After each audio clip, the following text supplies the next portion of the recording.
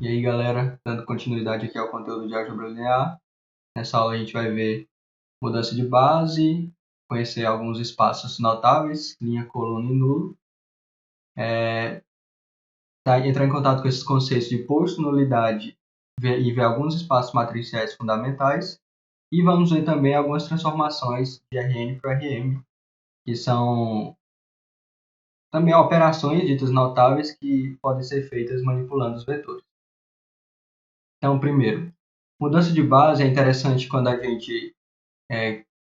caso a gente queira representar um determinado vetor que está num espaço vetorial V, por exemplo, e transformar esse mesmo vetor para outro espaço vetorial. Se a gente quiser saber a representação dele, por exemplo, no Rn, a gente vai tomar as coordenadas desse vetor em relação a essa base do Rn.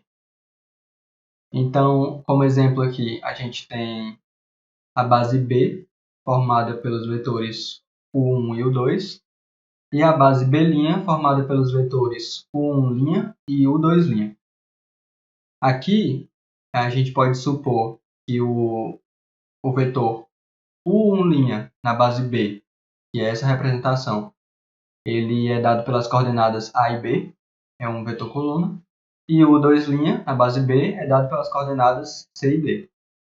Então, o que significa na questão do sistema linear, da combinação linear? Significa que a gente pode escrever o nosso vetor U1' como essa combinação linear aqui dos vetores que fazem parte da base B. E o mesmo aqui para o U2'. E dessa forma, a gente consegue que o nosso vetor V na base B', se ele for dado por essas coordenadas K1 e K2, se a gente quiser fazer a transformação desse mesmo vetor na base B, a gente pode escrever dessa forma, que aqui a gente está simplesmente pegando as coordenadas dele, de acordo com essas coordenadas em relação à base B. E aí, quando a gente separar no produto matricial, a gente vai ter, como eu falei, a gente vai ter que a primeira coluna vai ser as coordenadas desse meu vetor V na base B, como está aqui. E a segunda coluna vai ser as coordenadas desse meu vetor V na base B. No caso aqui é o meu vetor U2', né? Então a gente pode interpretar dessa forma. O meu vetor V na base B é igual, né, a uma multiplicação de uma matriz vezes o meu vetor V na base B'. Vamos ver um exemplo para tornar mais claro. Então aqui eu tenho as duas bases representadas em valores.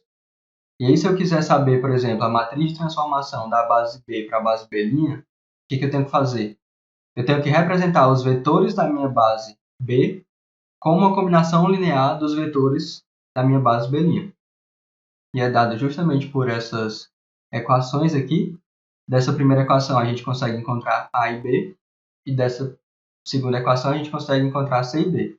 De forma que a primeira coluna da minha matriz vai ser justamente as coordenadas do meu vetor 1 na base B', e a minha segunda coluna vai ser as coordenadas do meu vetor 2 em relação à base B' também, que é justamente essa matriz aqui.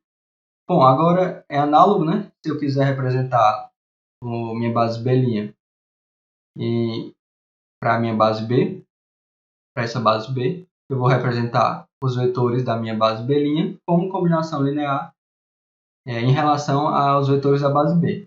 Então a gente consegue novamente separar em um sistema linear. A gente consegue encontrar esses coeficientes A, B, C e D, de forma que a minha matriz de transformação da base B' para a base B vai ser a mesma representação, primeira coluna AB, segunda coluna CD, e quando a gente fizer os cálculos, acho que é bom vocês verificarem, que vai dar menos 1 e 2 menos 1. Agora, espaço linha, coluna e nulo. Esses espaços eles são notáveis em uma matriz, porque aqui pela definição a gente tem que o subespaço da minha matriz gerado pelos vetores linha dessa mesma matriz é denominado espaço linha. O subespaço, no caso aqui do RM, né, gerado pelos vetores coluna, é denominado espaço coluna. E o espaço solução do meu sistema homogêneo, que é o mesmo que fazer A vezes x igual a zero, né, que é o vetor nulo, vai ser um subespaço do Rn, que é denominado espaço nulo. E o que isso interessa, né? E o que a gente pode tirar como observação? A gente só vai ter um sistema consistente, ou seja, achar um vetor x tal que ax é igual a b, somente se esse vetor b está no espaço coluna de A. É uma observação interessante. O espaço nulo, como eu falei para vocês, a gente, por exemplo, vamos analisar esse exemplo. A gente tem essa matriz e quer saber o espaço nulo dela. A gente vai efetuar essa operação. Quando a gente encontrar os valores para esse vetor solução, vai ser algo dessa forma. E aí a gente consegue separar nesse x0, que é um vetor, digamos, independente. E a gente vai ter esse conjunto aqui de vetores. Esses vetores, eles vêm justamente do espaço nulo. Eles geram um espaço nulo. Porque no livro, se vocês forem ver essa parte no livro, esse segundo print aqui, ele vem da solução geral, que diz que a solução para esse sistema é uma solução particular, mais a solução do sistema homogêneo. E o sistema homogêneo, como a gente já viu, é justamente se esse B aqui fosse zero, né, fosse o vetor nulo, que nos resulta justamente essa resposta aqui, essa combinação desses vetores. Então, o espaço nulo vai ser justamente o espaço gerado pela combinação linear desses três vetores aqui, que são os vetores da solução do sistema homogêneo. Espaço linha e coluna, como eu já falei para vocês, a gente vai analisar, vai tentar achar os vetores que são os vetores que geram todo o espaço que compreendem, né, que abrangem os vetores que estão nas linhas da matriz. Então, por exemplo, o que a gente tem que tirar como interessante, né, como destaque? O espaço linha, os vetores que compõem o espaço linha, eles vão ser justamente as linhas da matriz que têm elementos pivô. Então, aqui, por exemplo, a gente vai ter o pivô nessa primeira linha, o pivô nessa segunda linha. Aí aqui a gente vai analisar o próximo elemento não nulo da terceira linha, né? Porque da segunda linha a gente já tem, que é justamente essa terceira linha aqui. Então, os vetores que compõem o espaço linha vão ser esses três, a primeira linha, a segunda linha e a terceira linha. E os vetores coluna, novamente com essa relação aos pivôs, vão ser justamente as colunas que estão em posições pivô, né? Que possuem um elemento pivô, que vai ser a primeira coluna, a segunda coluna e, no caso, a quarta coluna. Agora, vamos ver um pouco sobre posto e nulidade. Como a gente já viu, dimensão, né, vai ser a menor quantidade de vetores que geram aquele espaço. Então, por exemplo, a dimensão, por definição, a dimensão do espaço linha e do espaço coluna de uma matriz é denominado posto. E essa é a notação, né, pos de A. E a dimensão do espaço nulo dessa mesma matriz é chamada nulidade. E essa é a notação, nulo de A. Para esse exemplo aqui, a gente tem essa matriz. Se a gente quiser aplicar aquela operação, né? Pode ser a redução, a escalonação reduzida por linhas. A gente vai ter que a matriz escalonada reduzida por linha vai ser essa daqui. E como a gente pode ver, ela vai ter somente duas linhas que possuem elemento pivô, né? Então, como só tem essas duas linhas, o posto dessa matriz vai ser 2. E para o espaço nulo dessa mesma matriz, a gente vai ter essa combinação linear aqui, desses vetores. E aí percebam que essa matriz A ela tem 6 colunas. O posto da matriz é 2 e a nulidade da matriz é 4. Então, existe um teorema que provavelmente o professor vai demonstrar para vocês, é que o posto de A somado com a nulidade de A, sendo A uma matriz, é igual ao número de colunas, na verdade, o número de colunas dessa matriz. Agora, um pouco sobre transformações matriciais. O que é basicamente isso, a noção intuitiva, né? É que, do mesmo jeito que a gente estudou função, que leva um elemento de um conjunto a outro elemento de um conjunto, a transformação matricial é levar um vetor que está em determinado espaço, levar esse vetor para outro espaço.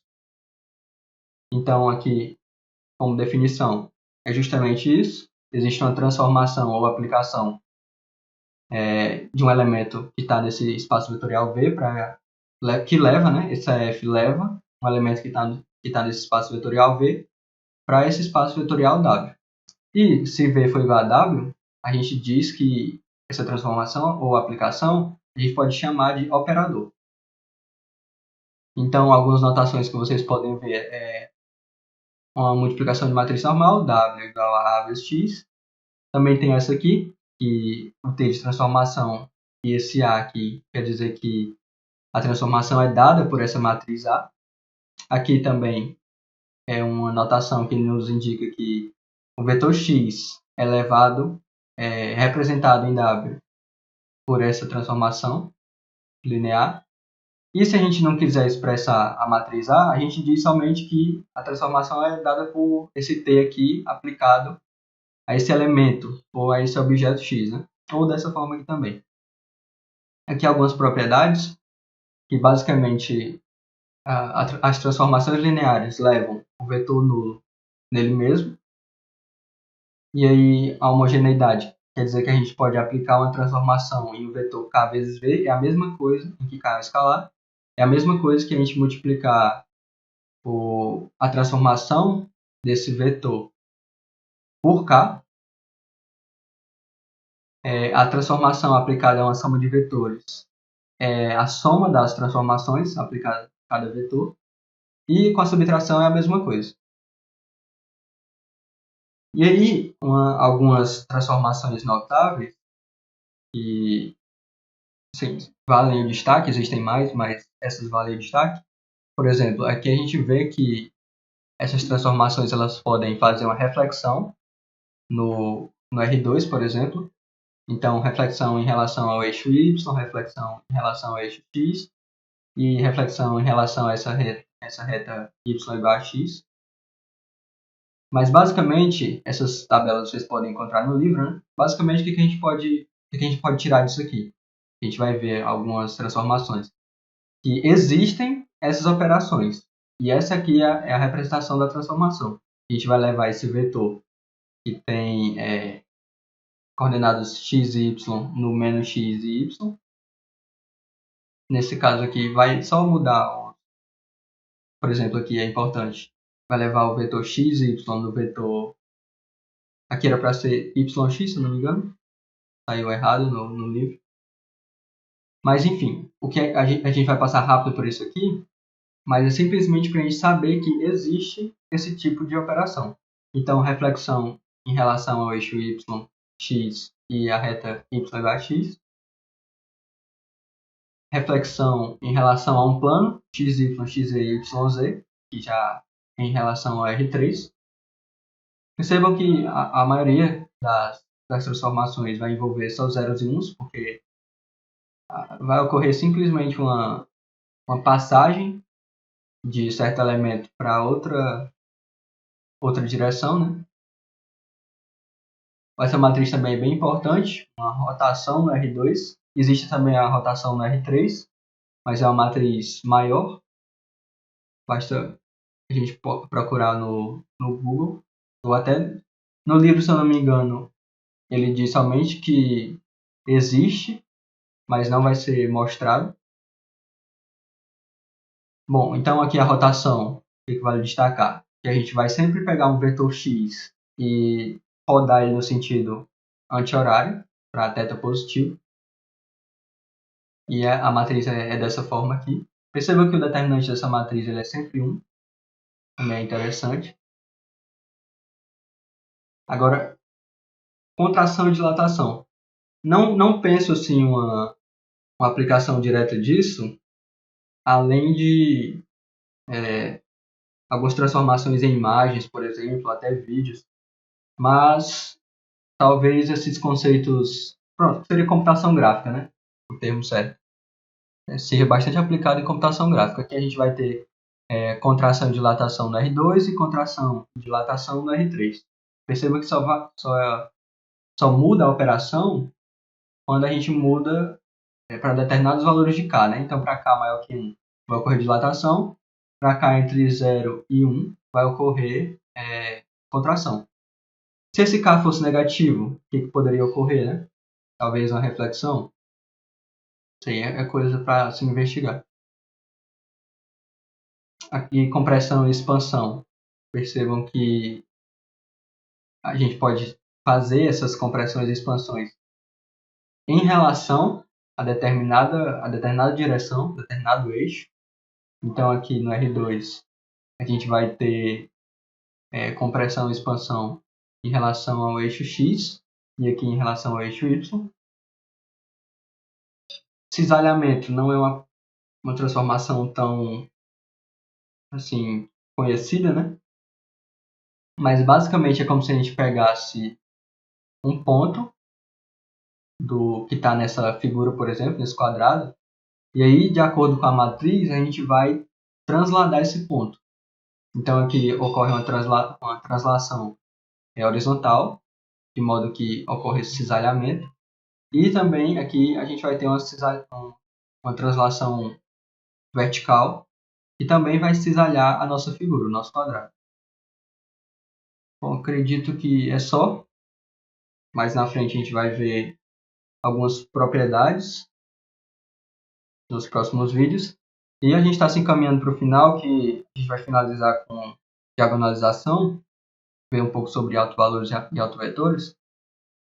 Mas a gente não vai entrar, por exemplo, em otimizações com formas quadráticas, que talvez o professor, se quiser aprofundar um pouco mais no conteúdo, ele vá tratar disso com vocês. Mas a gente está abordando o básico de álgebra linear e acredito que o próximo vídeo seja o último dessa parte teórica. Valeu, galera. Até a próxima.